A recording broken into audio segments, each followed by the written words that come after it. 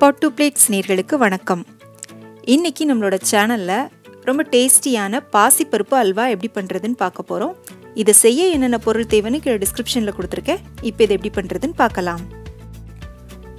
1 cup அளவு பாசி பருப்பை 2-3 தடவை தண்ணி ஊத்தி நல்லா கழுவி சுத்தம் பண்ணிட்டு அது மூழ்குற அளவுக்கு தண்ணி ஊத்தி 5 ல இருந்து 6 மணி நேரம் நல்லா ஊற விட்டுக்கோங்க. நான் ஏற்கனவே ஊற வச்சு எடுத்து வச்சிருக்கேன். இதை ஒரு மிக்ஸி ஜாரில் போட்டு நல்லா மையாக அரைச்சி எடுத்துக்கோங்க. அரைக்கும் போது ஒரு 1/4 கப் அளவு மட்டும் தண்ணி சேர்த்துக்கோங்க. ரொம்ப தண்ணி சேர்க்க வேண்டாம். இந்த மாதிரி ஒரு பக்குவத்தில் அரைச்சி எடுத்துக்கோங்க. அல்வா செய்ய ஆரம்பிக்கிறதுக்கு முன்னால் ஒரு 1/2 லிட்டர் அளவுக்கு பாலை நல்லா சுண்ட காய்ச்சி எடுத்துக்கோங்க. 1/2 லிட்டர் பால் 1/4 லிட்டர் பாலாக குறுகணும், அந்த அளவுக்கு காய்ச்சிக்கோங்க. இப்போ நம்ம அல்வா செய்ய ஆரம்பிக்கலாம். 1 கப் அளவுக்கு பாசிப்பருப்பு எடுத்தீங்கன்னா 3/4 கப் அளவுக்கு நெய் எடுத்துக்கோங்க. நெய்யை ஒரு கடாயில் போட்டுட்டு அது நல்லா உருகுனதுக்கு அப்புறமா அதோட 1 டேபிள் ஸ்பூன் அளவுக்கு கோதுமை மாவு சேர்த்துக்கோங்க. கோதுமை மாவு சும்மா ஒரு பைண்டிங்காக தான். இதுக்கு பதிலாக நீங்கள் கடலை மாவு, மைதா மாவு எது வேணாலும் சேர்த்துக்கலாம். இப்போ இந்த கோதுமை மாவை நெய்யோடு சேர்த்து நல்லா கலந்து விட்டுக்கோங்க. கட்டி எதுவும் இருந்துச்சுன்னா உடச்சி விட்டு கலந்து விட்டுக்கோங்க. நல்லா கோதுமை மாவு நெய்யில் வறுப்பட்டு வாசனை வரும். வந்ததும் நம்ம அதில் அரைச்சி வச்ச பாசி பருப்பு விழுதை இதோட சேர்த்துக்கோங்க. சேர்த்துட்டு நல்லா கலந்துக்கோங்க. நீங்கள் கிண்ட கிண்ட சேர்த்த நெய் எல்லாத்தையும் பாசி பருப்பு உள்ளே இழுத்துக்கும். முதல்ல கட்டி கட்டியாக இருக்கும், ஆனால் நம்ம கிண்ட கிண்ட கொஞ்ச நேரத்தில் எல்லாம் நல்லா தனித்தனியாக உதிரி உதிரியாக வந்துடும். இந்த அல்வா பண்ணுறதுக்கு கிட்டத்தட்ட ஒரு 3/4 மணி நேரமாவது ஆகும். எந்த அளவுக்கு பொறுமையாக டைம் கொடுத்து இதை கிண்டுறீங்களோ அந்த அளவுக்கு இதோட சுவை வந்து ரொம்ப ரொம்ப அட்டகாசமாக இருக்கும். இப்போ பாருங்கள், நல்லா தனித்தனியாக உதிரி உதிரியாக இருக்குது. அதே மாதிரி அதோட கலரும் கொஞ்சம் நல்லா ப்ரௌன் கலராக மாறி இருக்குது. இப்போ நம்ம சேர்த்த நெய்யும் பிரிஞ்சு வர ஆரம்பிச்சிருச்சு. இப்போ நீங்கள் பார்த்தீங்கன்னா தெரியும். இந்த ஸ்டேஜில் நம்ம ஏற்கனவே காய்ச்சி வச்ச பாலை ஊற்றிக்கோங்க.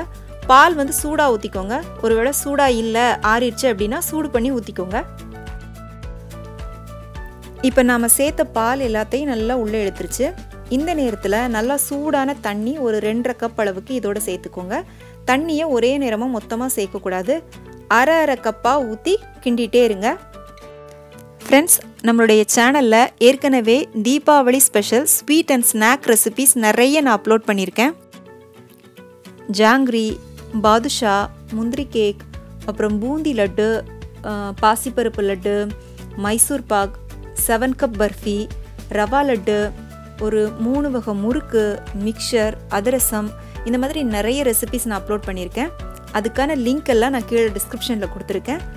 பார்த்துட்டு இந்த தீபாவளிக்கு உங்கள் வீட்டில் செஞ்சு பாருங்கள். செஞ்சு பார்த்துட்டு எப்படி இருந்துச்சுன்னு உங்களுடைய கருத்துக்களை எனக்கு கீழே கமெண்ட் செக்ஷனில் சொல்லுங்கள். 2.5 கப் அளவு தண்ணி சேர்த்து நல்லா கிண்டினதுக்கப்புறமா இதோட 1 கப் அளவுக்கு சர்க்கரை சேர்த்துக்கோங்க.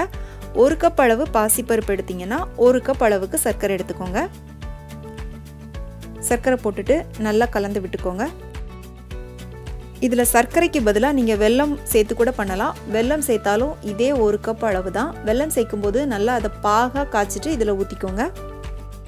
சர்க்கரை சேர்த்து நல்லா கிண்ட கிண்ட இலக்கம் கொடுத்துட்டு வரும். அதுக்கப்புறமா ஒரு ஸ்டேஜில் பாத்திரத்தில் ஒட்டாமல் 1 திரண்டு வரும். அந்த நேரத்தில் ஒரு 1/2 டீஸ்பூன் அளவுக்கு ஏலக்காய் தூள் இதோட சேர்த்துக்கோங்க. ஏலக்காய் தூள் போட்டு நல்லா கலந்து விட்டுக்கோங்க.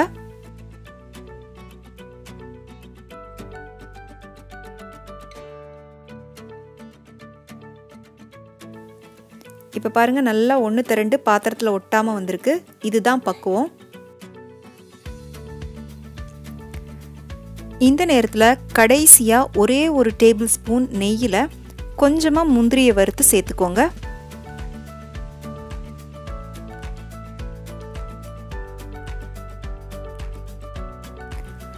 முந்திரி சேர்த்துட்டு நல்லா கலந்து விட்டுக்கோங்க. இதுக்கப்புறம் ஒரு 2 நிமிஷம் மட்டும் நீங்கள் கிண்டிங்கன்னா போதும். ரொம்ப நேரம் அடுப்பில் வச்சு கிண்ட தேவையில்லை.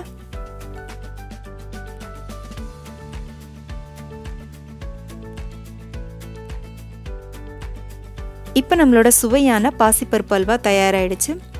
கடைசியாக இது மேலே கொஞ்சமாக பாதாம் இல்லைனா பிஸ்தாவை சின்ன சின்னதாக கட் பண்ணி மேலே தூவி விட்டுக்கோங்க.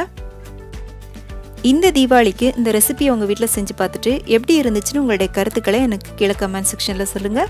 பிடிச்சிருந்தா உங்கள் ஃப்ரெண்ட்ஸுக்கும் ஷேர் பண்ணுங்கள், லைக் பண்ணுங்கள், சேனலுக்கு சப்ஸ்கிரைப் பண்ணுங்கள்.